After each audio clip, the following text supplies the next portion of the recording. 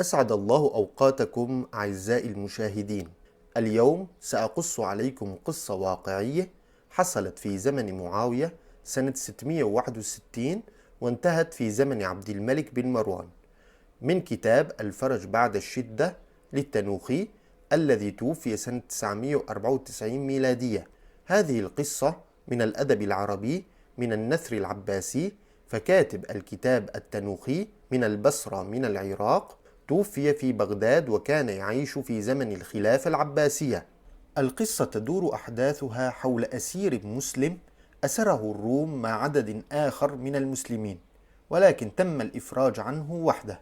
وسأسرد لكم لماذا وكيف حدث هذا، وكيف التقى هذا المسلم بأمراء الولايات آنذاك والذين يسمون بالبطاريق وبملك الروم، وكيف أصبح أشد بطريق صديقه، وكيف التقى هذا الأسير أخيرا بعد الإفراج عنه بالخليفة الأموي عبد الملك، وقص عليه قصة أسره والإفراج عنه حتى وصلت إلينا.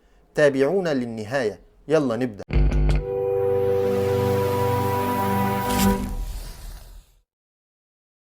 هذا الأسير أسر في زمن معاوية وأطلق في زمن عبد الملك، فبقي أسيرا 20 سنة.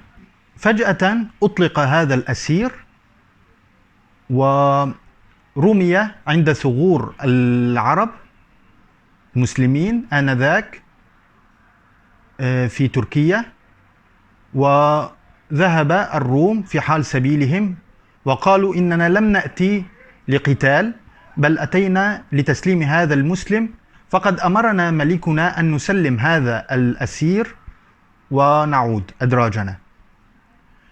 سلم الأسير وقالوا: ما بالك؟ هل أساءوا إليك؟ قال: لا، عاملوني أحسن معاملة، ولكن عندي قصة لن أقصها إلا عند أمير المؤمنين عبد الملك بن مروان، لا أقبل أن أقصها إلا عنده. أتي به إلى دمشق، قال: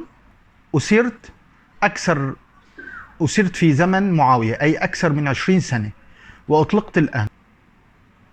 قال: ما قصتك؟ قال: قصتي أنني وقعت أسير مع عدد من المسلمين لدى الروم، والروم كانوا هناك في بلاد الأناضول والقوقاز واليونان وكثير من البلاد غرب آسيا وجنوب أوروبا، جنوب شرق أوروبا.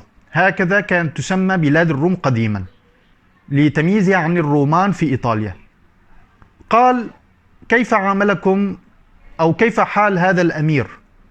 كيف حال ملك الروم؟ قال: إنه أشد حقد على المسلمين، ولكنه كان حليما وبقي أحسن من غيره، يعاملنا بحلم إلى أن استلم ابنه ليون. وكان ليون يكره المسلمين وذو صفات خبيثة، عنده أمراض نفسية، يريد أن يعذب المسلمين، فاقترح على البطاريق وهم أسر الحاكمة أو ملوك الولايات آنذاك، وهو الملك العام للروم، اقترح عليهم أن يعذبهم بنقلهم. عنده 12 بطريق، ويريد أن ينقلهم من بلد إلى بلد ليتعذبوا نفسيا، فهو يرى أن الأسير إذا بقي في بلده مستقر تسعد نفسه وتطيب نفسه ويألف الأهل ولا يحس بالعذاب، وهو يريد أن يعذبهم.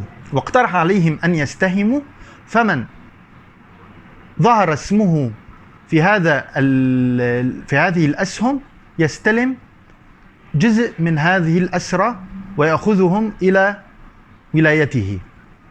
فكتب أسماء البطاريق واستهموا، وأصبحوا يتنقلون من بلد إلى بلد وهم يتأففون. فقال لهم البطاريق وقالوا الحراس لهذه البطاريق: احمدوا ربكم أنكم لم تأتون بعد إلى بطريق البرجان، فهو شديد جدا، فبقينا ندعو ربنا ونتضرع ألا يأخذنا هذا البطريق البرجان. وسمي بالبرجان لأنه قريب من بلاد البرجان أي القوقاز. وله قصة أيضا سنرويها في هذه القصة، فهناك قصة في قلب قصة. بعد عدة أشهر ظهر اسمنا عند هذا البطريق، فأصبحنا أسوأ الناس حالا، وحزنت نفسنا كثيرا. أردنا ألا نذهب إلى هذا الشخص.